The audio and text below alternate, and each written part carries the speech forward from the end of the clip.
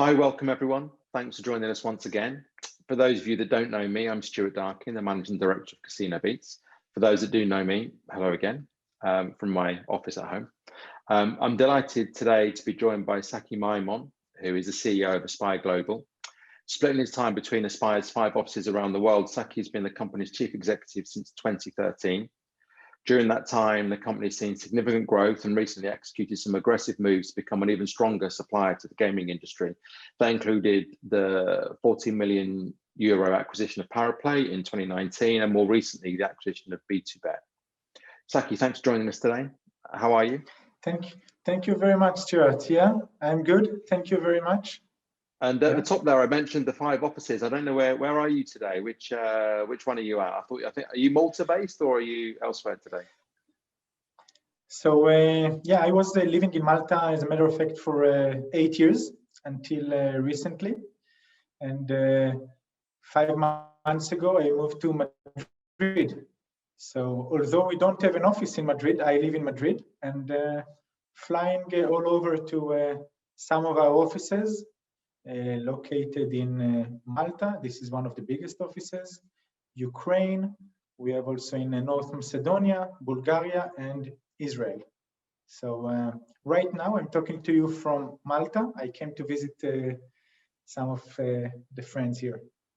Okay, right, very nice. And do you spread your time across those offices normally? And has it been different this year, right? Because traveling maybe hasn't been as easy this year.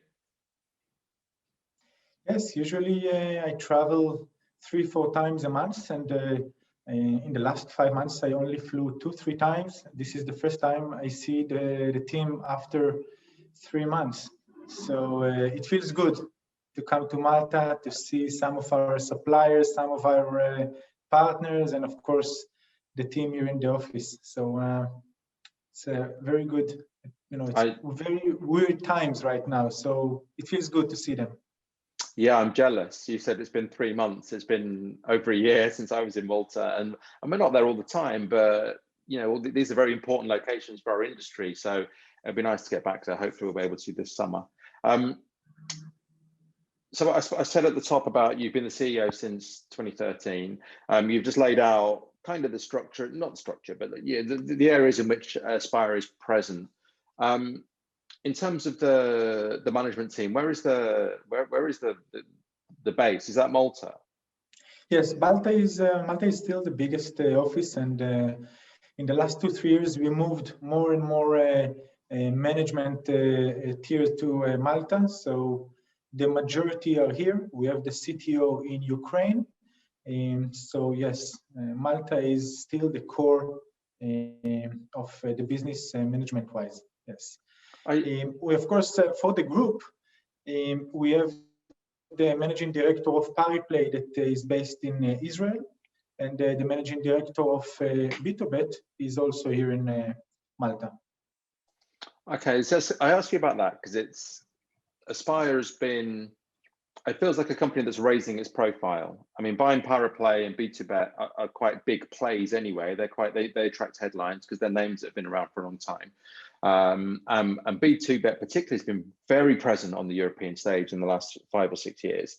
It seems like an exciting time, right? Lots of ambition, a desire to grow. I mean, is that fair, or maybe have I only just noticed it, or have you made moves in the last 2 years to go, right, now is the time to change direction or to commit to a certain strategy? No, it's a very good point, because until 3-4 years ago, the Aspire Global name was not that known in the industry.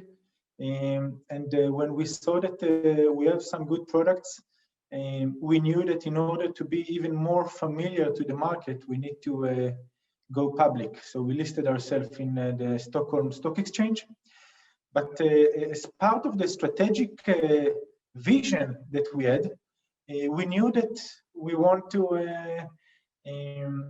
control more in the value chain of gaming. So the steps that we did in the last 12 months are an outcome of really deep thought and strategic thinking that we did 2, 3, 4 years ago, and I'm happy that it's connected in the last 12 months. So yes, we have big ambitions, and Pariplay and BtoBet were the core for Aspire to become a group of products that can supply almost any product to any operator anywhere. So this was the aim, and I'm happy that we are now positioned ourselves very strongly in the last few months.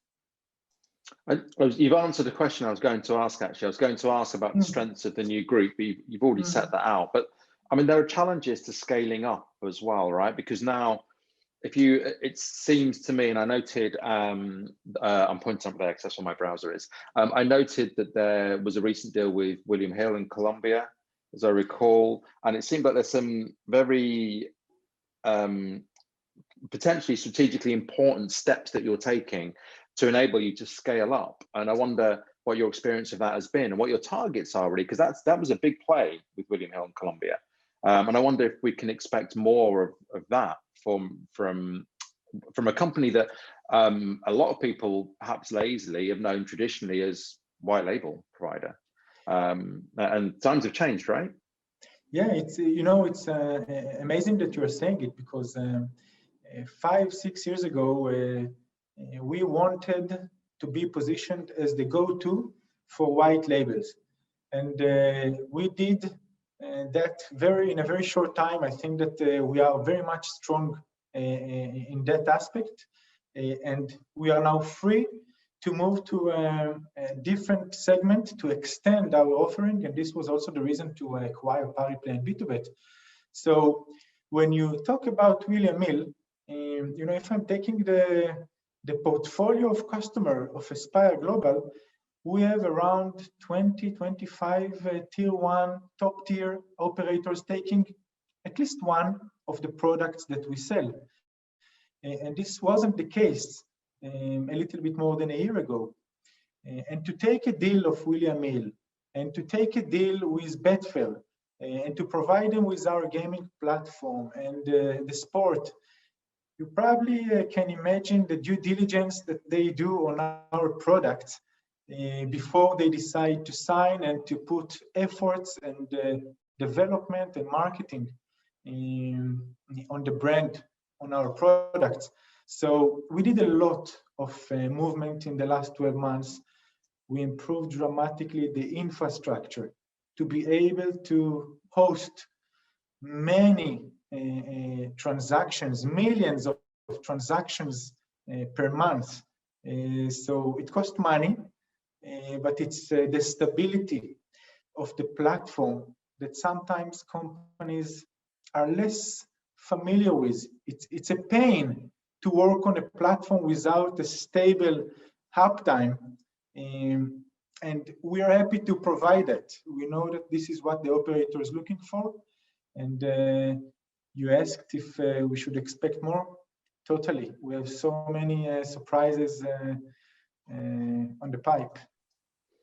Okay, that's good to hear. Congratulations. So something that strikes me as well is that it didn't seem that long ago that very large operators were very loyal to one platform or one aggregator, and actually now that due diligence you spoke about, and that desire to integrate, to do the hard yards and integrate with more than one or many more than one partner, it seems to be driven by a degree of kind of native knowledge, like a local knowledge, should I say. So for example, they might use one platform provider in the UK or in Germany as it opens up, but they might use a different one in Colombia or elsewhere. And I wonder if that's an opportunity you specifically spotted, right?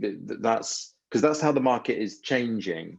And I would suggest that not all platform providers or providers generally are really switched on to that, but it seems like something you're tuned into. Yes, because there are two paths that operators can take today. In the easy path to have one platform that Curaçao licensed or certified, and then you can work everywhere with the same type of product. The tier 1 operators, they are not in that game. They are in the game for the long run, and they are looking for the regulated markets. And to prepare a platform technological-wise to regulated markets, it's a massive work. So for them, if they want to speed up their entry to regulated markets, they cannot do it all by themselves on their own platform. They have an heavy roadmap. So yes, they are looking in some markets to join and ride on a third-party platform, and this was exactly our strategy. You know, the platform that we have, the gaming platform, is certified in more than 25 countries. It's a lot.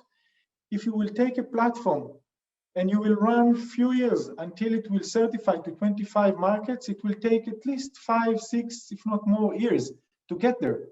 So this is the gap that we want to have. This was the reason for us to acquire BtoBet, and now we are the go-to to some markets. And if we will do good with some of those operators, so it will be much more than only 1 or 2 markets with them. And this is why we are working hard in order to have William Hill not only in 1 market, but more, and Betfair in more markets. So this is why we are continuing that path, because this is the long-term path that we are interested in. And I suppose it follows then that if you then have a strength within a certain market, that you're not only talking about tier 1 operators or tier 2 operators or local operators, you're actually talking about easing entry into the market for any number of companies, because there will be local land-based companies that might want to move online, or there might be media brands that want to move on, in the same way that in the UK, a lot of the newspaper brands became gaming brands. And I wonder if that's part of your roadmap as well. I mean, why wouldn't it be? I guess it would, but if you have a view on that, I'd be interested. It's a true point, because it's a correct point, because when you certify a platform or a product to a specific market, so it's now can be available for more than 1 operator. So you can scale the hard work that you did for this specific market, and now to join much more than 1 operator. And what you said about those media or land-based, not a lot, no, but we have another service that's called managed services. And we are also activating it to some of our operators. We are also doing it in Portugal to the biggest media house in Portugal, called Cofina Media. We are providing also with managed services, meaning that we are doing some of the call centers and fraud and risk management, the day-to-day floor operation for them.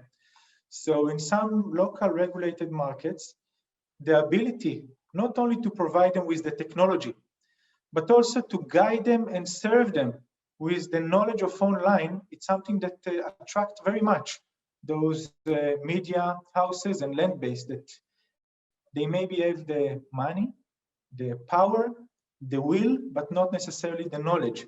And we are trying to be there for them. So it's a strong point, especially now with the pandemic. We see a rise of land-based towards the online. Yeah, I think the pandemic has, if it's done nothing else, it's broadened people's thinking. It's made them open their business plans and strategies to new possibilities. And talking of new possibilities, obviously Colombia is South America, clearly. In terms of those new regulated markets, or those regulated markets where the opportunities are, I'm not wishing you to disclose too much about Aspire's plans, but where are those opportunities? I mean, South America, clearly, North America as well, and also in Europe, I guess. I mean, what's your view on that? So South America only started. You know, there are in South America and Central America, there are 2 main regulated markets. If it's the Mexican and the Colombian, so many more markets can be there in the coming 3, 4, 5 years. We are working hard for Brazil right now, so we have some nice plans for Brazil. We know that this will be probably the next regulated market in South America. Another small input that not a lot knows about Aspire is that our gaming platform is also certified for the US market for 8 different states. So think about it that today, not a lot of gaming platforms are certified for the US. It's pretty hard work. So we are ready to roll also in the US. So yes, Africa is there, Europe is there, Latin America, we have the great position. So it's great pipe of markets. You know, right now, 90% of the income of Aspire is Europe. So you can imagine what is the potential outside of Europe. Yeah. Yeah, for so long, we've been Europe focused in the regulated iGaming market, not exclusively, but generally. And I know, of course, a lot of providers made it their plans to grow in regulated markets, and that really meant Europe for the most part. And then we spent so long waiting for the Netherlands and Germany that actually all these other things, you know, must be, you know, Brazil is what, 300 million people, maybe more. The US is more. And compared even to Germany, it's a much bigger market. But what about Europe? So 90% of your business is in Europe, you say, at the moment. And that's why there's such a massive opportunity beyond, as you rightly point out. I mean, I suppose if the Netherlands and Germany and previously Sweden coming online would have been really interesting. I mean, I guess it's interesting still, but it would have been massive news 5 years ago, whereas now you're into South America and the US. I mean, those markets must still be important in Europe, right? I mean, what's your view of the landscape in Europe? Because that's where the company is mostly present. In Europe, you know, as you rightly stated, it's the majority of the income of Aspire Global, and we are present in Europe, but mainly with our gaming platform product and the games and aggregator through Pariplay. But the sport is something that Aspire almost not exist, meaning that we are serving sport only to companies that chose our gaming platform. But there are a lot of companies, operators out there that chose Kambi as a sport provider, that chose SBTech DraftKings as a sport provider. And we know that Kambi is a little bit focused on the US and SBTech was bought by DraftKings. So the view is that the Aspire Global, with the new sport platform that we acquired, it's a whole new world for us, Europe, for sport. So this is what we are targeting mainly. The sport in Europe. Okay, it seems that you've referenced Pariplay and BtoBet quite a lot as strengthening your offer on those two, on gaming and on betting. Do you have more planned? Because they're quite bold, they're quite big established names. And I mean, is that part of the ongoing growth strategy? Well, can we expect more acquisitions? I mean, I don't expect you to disclose much now, but is that part of the plan going forward? So the plan is to cover as much as possible in products in the value chain. So right now we can say with the gaming platform, games and sport, we are covering more than 90% of the GGR coming to those products. We have in the pipe considering live dealer and bingo, but mainly focusing, now that we have the majority of the products, focusing on volumes. So this is where we focus at to bring and migrate big businesses that are now operating on other gaming platforms and to move it to Aspire. This is where we focus at now that we have all the products. So we want to inject revenues that will come from our competition. So this is where the focus right now. Okay, so I mean, you must have seen quite a lot of organic growth within the company in terms of numbers. How big is the workforce at Aspire, and how has that grown? It's a double-digit growth in revenue for the last 7-8 years already, and it's organically. The acquisitions that we did with Pariplay and BtoBet was mainly technological acquisition product, but they didn't generate a lot of revenues when we acquired them. I'm happy that Pariplay is growing rapidly, but until now, it's mainly organic growth of Aspire. And if you asked about manpower, so this is it's just a note for a journalist. It's just a nosy thing to ask. I'm always amazed sometimes when people say, "Oh, we've got 500 people in Malta," and my mind is blown because I don't know where you put 500 people in Malta, for example. I'm always interested. So we grew from around 60, 70 employees 5-6 years ago, and now we have 450. They are not all in Malta, of course, but 450 in 1 year with a pandemic, working from home, 2 acquisitions in the same 12 months. It's quite a challenge that we had, and you know, as a public company, the reports are out there, so everything is public. We can see that we did very well until now. So Yeah. quite a challenge, but Yeah. good performance so far. And how was that? I mean, I'm at home, and a lot of people are and have been nearly for a year now.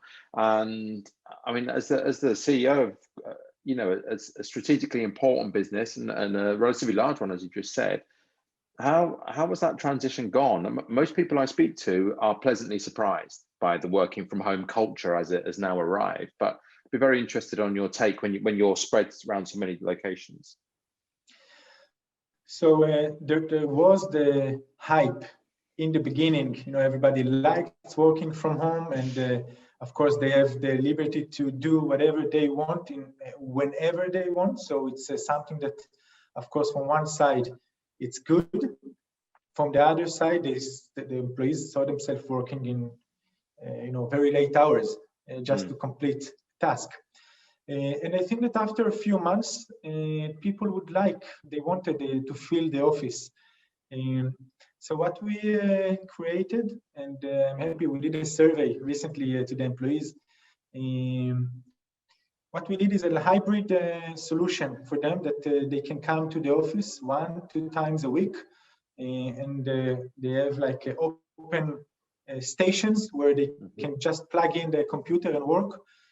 So I think the feeling of having the ability to choose which day to come and still see your friends and to work at home if the kids now stuck at home because of a lockdown or something else, it gave them a lot of confidence in the workplace. So we are happy to be able to provide it to them. And yeah, it was a good decision from our side not to be stressed to the office, even on places where we can bring them to the office.